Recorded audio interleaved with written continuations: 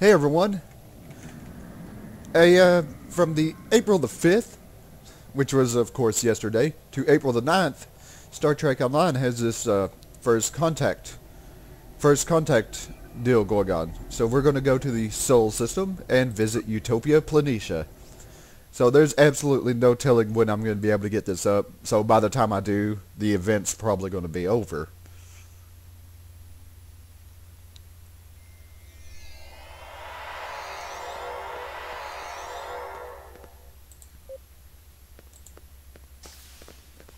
Right. I think Utopia Planitia is a new area that they've added just for this event, so... Oh, it's even got a quest. Happy First Contact Day! Do you have another question? Commander Winters? Admiral Virak, it's great to see you again so soon. Thanks again for allowing me to accompany you to the Gamma Quadrant. It's something I won't soon forget. In fact, I wasn't sure we were getting out of that place in one piece. What's your station on the Enterprise? I'm the first officer. My time at Earth's Space Dock working for Admiral Quinn gave me a lot of experience in organization and the utilization of its resources, as well as how to deal with a lot of different personalities. I went to ESD with the intention of getting the experience I needed to command my own ship, but when Captain Sean contacted me with an offer to serve on the Enterprise, I knew I had to accept. So he's the new number one. Since the Odyssey-class ships are the largest built by Starfleet, we'll have one of the biggest crews, too. It's going to be a tough job keeping everything running smoothly, but it's an honor serving every single person on the ship. Serving with every single person on the ship. I'm a fourth-generation Starfleet, so I feel more at home on a ship than planetside. There are a lot of expectations that come when your parents, grandparents, and great-grandparents all served. But I never wanted to be anywhere else. I applied to the academy as soon as I met the age requirements, and after that I served here at Utopia Planitia and Deep Space 6 as an engineering officer. Designing starships has its appeal, but what I really wanted to do was serve on one, so I shipped out for tours of duty on the Tucker and the Montgomery Scott. After switching to command, I served as an aide to Admiral Quinn at Earth's Space Dock. I learned a lot from the Admiral, but the opportunity to serve the Federation flagship was simply too good to pass up. I know that having family in Starfleet gives me contacts that not every officer has, but I've earned every position I've ever had, including this one. And what can you tell me about First Contact Day? The Phoenix was an amazing creation. Zephram Cochrane built her out of an old nuclear missile, and he and his partner, Lily Sloan, scrounged for months to find the materials they needed. This was only a few years after Earth's Third World War. Most of the planet was devastated. To build something like this literally out of the ashes, with no governmental support, Cochrane must have been a man of vision. And First Contact Day. Admiral, the Federation's roots lie in peaceful contact and cooperation between various species. The first contact of the humans and Vulcans opened the door to new cooperation. The Enterprise has always been at the forefront of the Federation's mission of peaceful exploration. But there would be no Enterprise if there wasn't a first contact. Go to Utopia Planitia in the Vulcan and speak with the crew of the Enterprise F about First Contact Day. And with this, we get our own Phoenix-class starship. Of course, it's a non-combat starship, but still, I want to just browse around.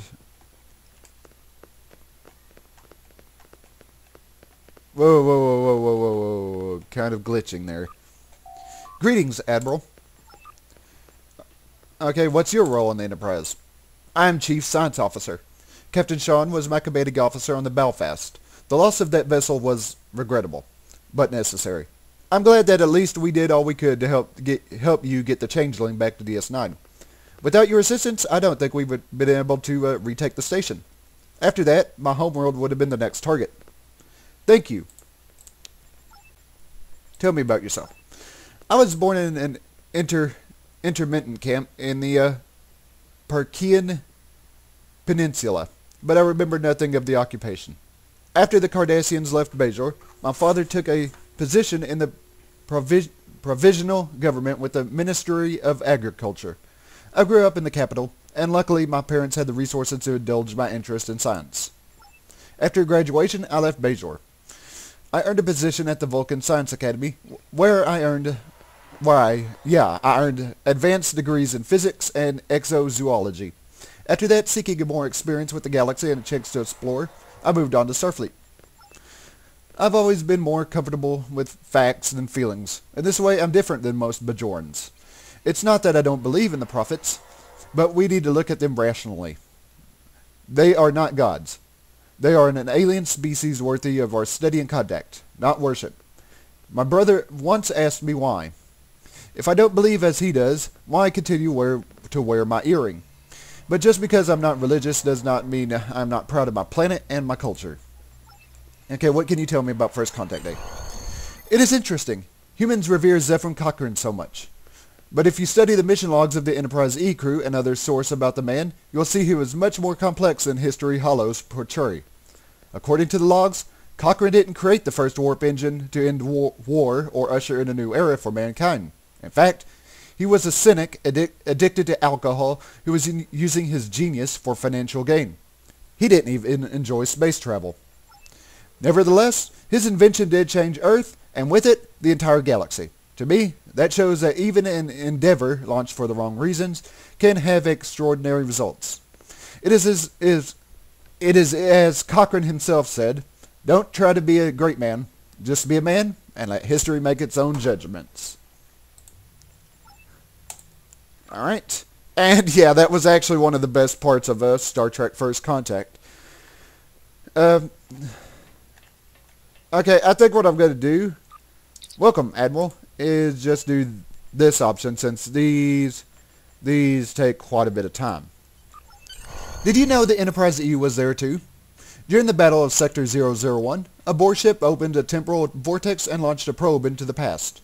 The Borg went back in time to 2063 and tried to stop the Phoenix's first flight. Because of that flight didn't happen on April 5th, the Vulcan vessel wouldn't see it, and first contact between humans and Vulcans wouldn't happen. Luckily, the Enterprise was there. Of course, if the Enterprise hadn't stopped the Borg, there would not have been a first contact. And that means there probably wouldn't be a Federation, which means there wouldn't have been an Enterprise to stop the Borg. Don't ask me. Temporal mechanics were my worst subject at the Academy. That's right. That was the events of Star Trek First Contact. Second best, in my opinion, second best Star Trek movie after, of course, The Wrath of Khan. Now, where is the next? He must be up here. I think. Oh, yeah, he's over here. Peace and long life, Admiral. Okay, what could you tell me? I find it fascinating that humans attribute so much significance to this. It was not our people's first contact with another species, and it was not logical to attribute so much to a simple event. Exuberance seems to be their way. However, I doubt that will change. Okay, so, yep, that sounds like a typical Vulcan. Which of course, funny since I'm playing a Vulcan character right now. Let me check my map. Oh, I guess I talked to everybody, or almost everybody. There's someone down here and someone over there.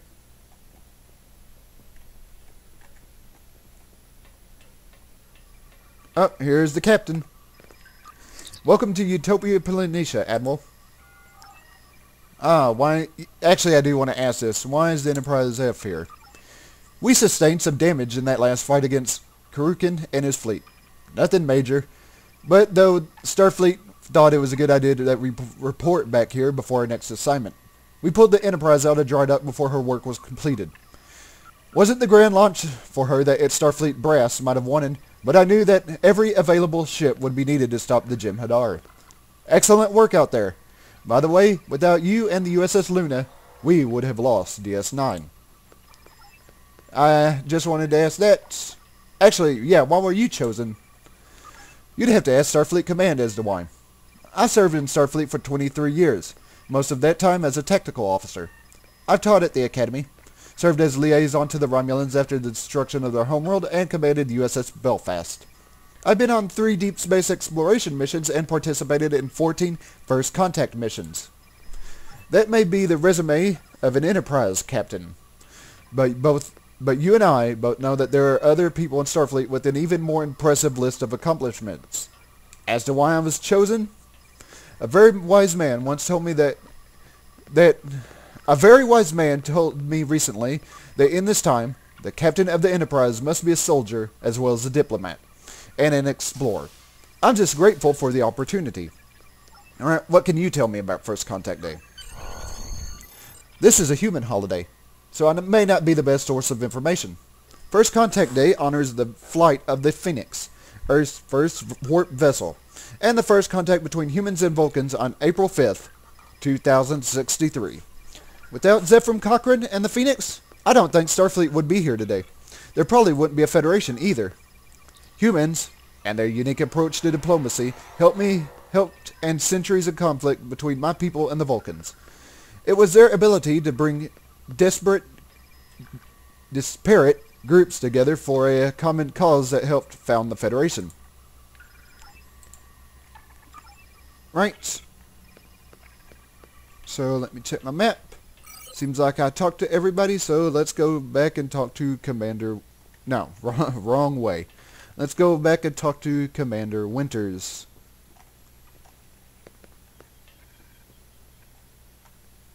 What do you got, Commander?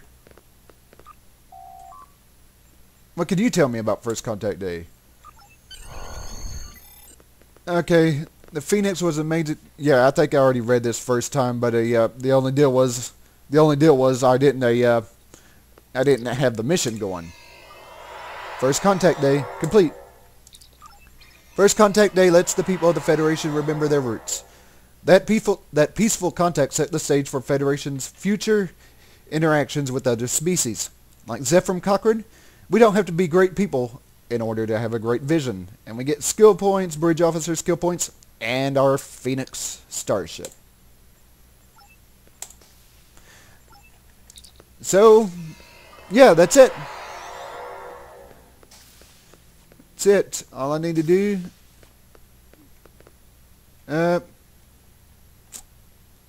I guess I need to go to here in order to beam out.